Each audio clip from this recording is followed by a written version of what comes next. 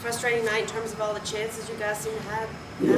Yeah, I think it seems to me that I'm always commented in the same game. It's like Groundhog Day. Um, yeah, it's frustrating because I actually enjoy us watching play. I enjoy when I see ourselves playing. I think the team creates, is in control of most situations, and then unfortunately we concede as soon as we make a mistake.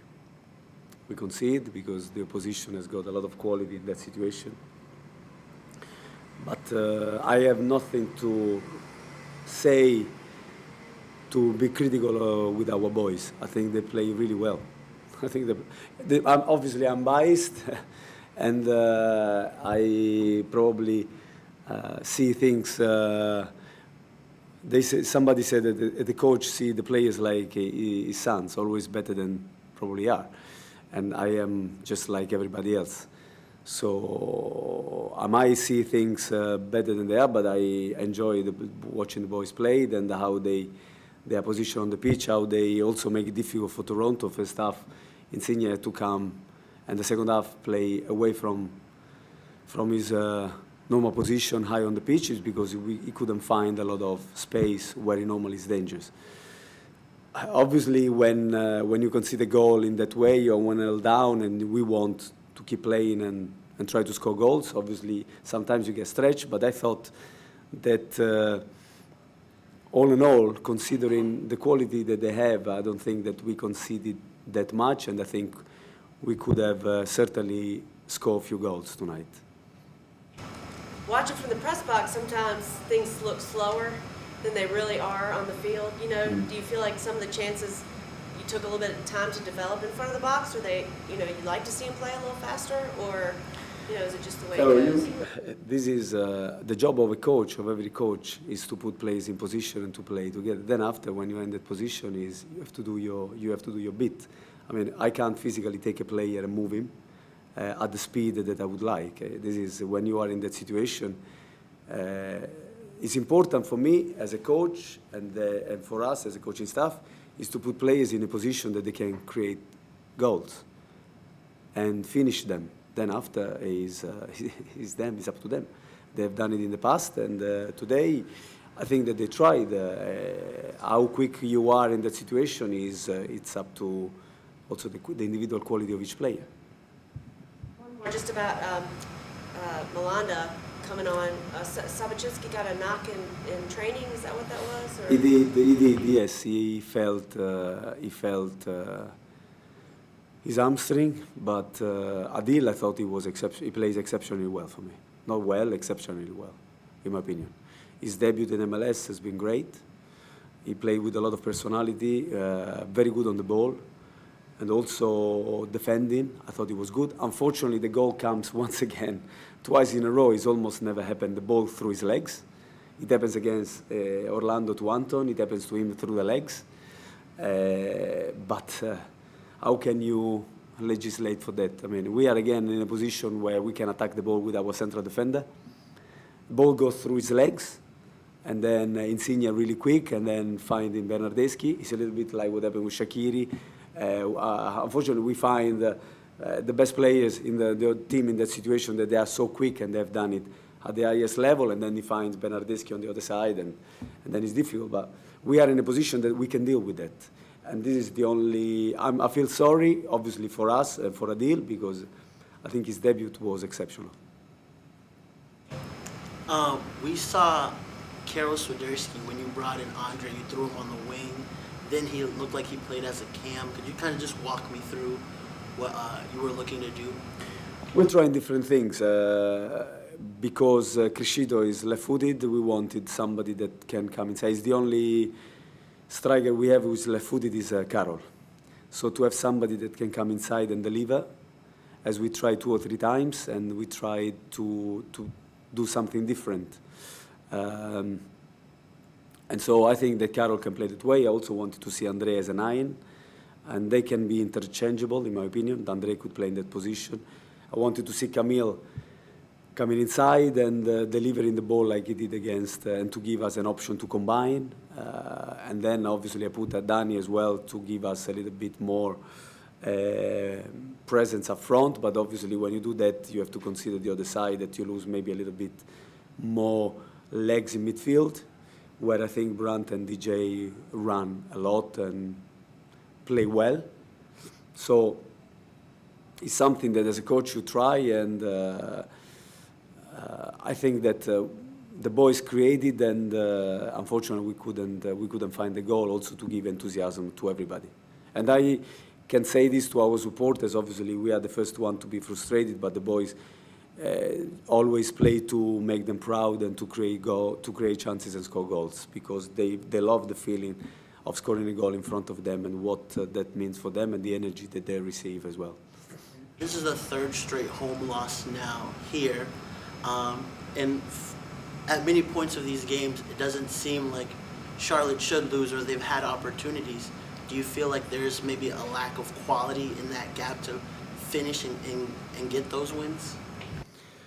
As I told you many times, as I told the press many times, I love this group of players, and I think that they make this football club proud every day, the way they train and the way they put themselves about. At home, of course, we would like to always to win games and to give the supporters the best possible outcome. And the proof is that even if you, I don't know if you follow, I don't follow many stats, but the one stats I really, for me, tells you about the game is the XG, so the expected goals. And we are way above Toronto tonight. And normally if you look at the XG, it tells you the score. And this is not the first time that we are more XG than the opposition, more expected goals, because it tells you the quality of the chances you had. And normally in those situations, when you have the XG better than the opposition, expected goals, normally you win the games. So quality, sometimes it's the quality, sometimes is a lack of luck. It's a different combinations, but I felt the calmest I've been on the bench, because I could see our boys to defend well from the front, to play well, to create, to go in the goal scoring opportunities, and then just the final touch we missed, unfortunately. Again, it came down to just a couple of moments. Insigne's goal may have been a little bit fortunate the way it hit and went above Kalina, but Bernardeschi's goal was pure class, like it was in Toronto, just hitting that strike. But just before that, Shinyashiki had two excellent chances that were stopped by Bono through there, and it's like you did everything but scored tonight. In that sense, I mean, you outshot them. Possession turned into chances more often than not, but so many of them were going wide or high in that instance. Is there something? Is it just a matter of time before fortune changes and those shots are on target and going in? I think with time you improve. Obviously, with time we improve, and with demanding more mentality. The most important thing I said to the boys that we need to develop is the mentality, to be really strong mentally, which means to be 100% in every training session. And it's easy to say, but it's difficult to do in the way that I see it. That they have to, when they're on the pitch, they have to be really engaged mentally. And this is a step. You are talking about two guys that won the Euro last year for Italy. And Andre or other players that we have, they need to have, they didn't play at the same level that these guys played. So when they are in that position, these guys are more lethal, and is to be expected. Also in what they are, how they have been brought in. But I believe that with work and we improving, we are an expansion team. We are a new franchise, and we need to improve, but to improve with the right priorities in mind. And the number one priority for me is mentality. Is the mentality is to play strong in every moment of the game. When we have the ball, when we don't have the ball, in transitions, because time and time again, we concede the same goal. We concede the same goal against Chicago, we concede the same goal against Orlando, we concede the same goal tonight. So it's to show them video, to show them how important it is to play strong all the moments of the game. Because when you are always, or when you are attacking, two teams are in danger, them and us. But our danger is more sneaky because you don't see what can happen next. Everybody's focused on the ball. So for a young team that is coming together is to understand this kind of mentality. And we're starting to have it a little bit more in training, but it takes time. And unfortunately, you have to go through this kind of mistakes to really, for the players, really own it, especially for the younger ones. Because you can talk as many as you like.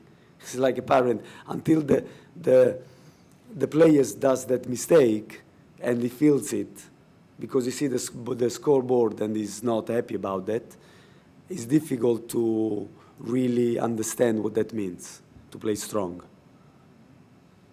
Like, you had an excellent first half in Los Angeles, with it more from a defensive and on holding, the top team in the league. There today, it's the team came out with a tremendous energy, I thought, and really was taking it to Toronto for most of that. And in some instances, it looked like you were looking to go a little more direct sometimes and over the top. Again, they were denying, on goal kicks to play out of the back, but it looked like sometimes you were objectively looking to play the ball over the top. Am I correct in that assessment? I believe we have different ways of playing from the back. And for me, it's important that the guys execute what we decide, and at the same time that they feel comfortable. So we can play from the back, like we show many times, but we also can go long and play for second balls. Because I don't want us to be identified only to be good at something, because after you become predictable. And I think that our second balls, we can play second balls as well. So that was the choice at times of Kale and the back four, what they feel comfortable with. But I think a couple of times, and we said it half time, we could have played a little bit more from the back, because I thought that there was room for us to do that.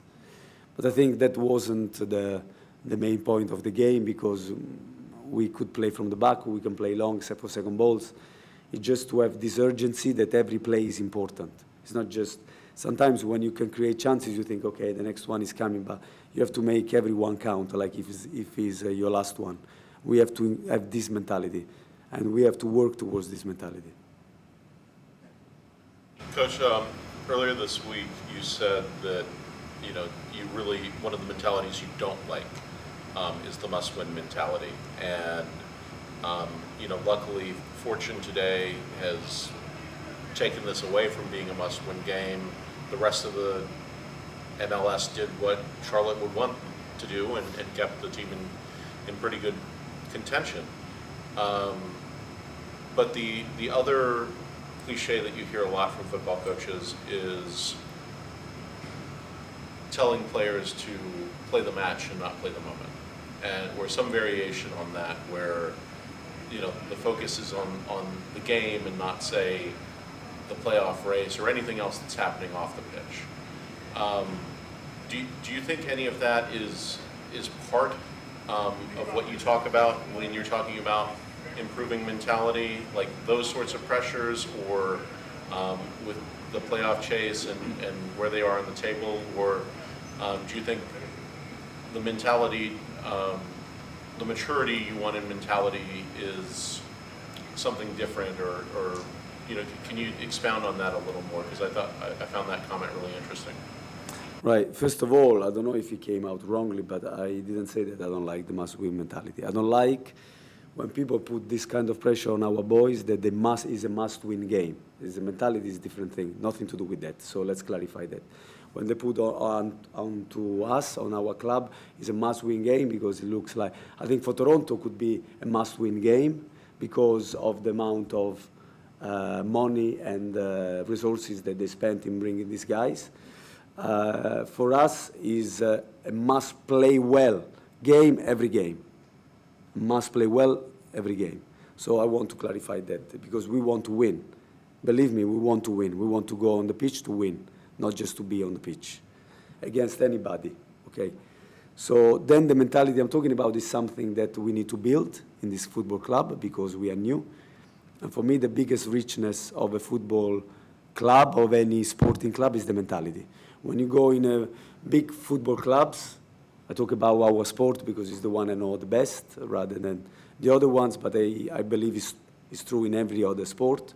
You can feel, you can breathe that there is a winning mentality, that there is a, you go and see them training, and I say this to the boys, you go to the big clubs and you see them training hard. From the minute that they step over the line to the minute that they leave the line, they train hard mentally all the time. And we need to have this, and I need to push to have this in our football club, because ultimately this is the biggest richness that the club can have. So would you say that you'd like them to develop more of a sense of urgency without tipping over into the panicking side of things? Sure. We need to have urgency in everything we do on the pitch because, and I'm talking about in training, because not all of them can play games or can play 90 minutes, but everybody trains the same amount of time and they get the same repetitions. So if you want to build a strong mentality, you have to build it in training, because you can do that on a daily basis under our control. And if you condition yourself to work at the highest possible level of pushing yourself, you then don't know anything different. So you are going to put it automatically into a game. I don't want to have a team that trains 70% and then he expects to play 100%. It doesn't work like that in no sport. You know, I guess here, the NASCAR, when I don't know if they do like in Formula One, they go at the same speed. It's not that they go half of the speed. Because the pilots, the driver, they have to go, and for the players, it's the same. You want to play 100%, you have to train 100% in every single moment. Did you think they played freer like you wanted them to today? If they play? Like, did they play freer?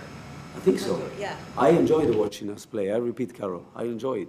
I don't enjoy the scoreboard at all, but I enjoy us watching us playing. I did. I thought that we were in a position that we could play. We can do certain things quicker, better, of course, but this is true also if you look, the big teams in the world. But I believe that they are, I enjoyed watching us play. I can repeat that. And again, I might be biased, and I say that not to put myself high, but to put the boys high. I think that they give a good game to every team, and Toronto probably is a team that is one of the best in this league because of the quality they have. But I thought that our boys play better, in my opinion.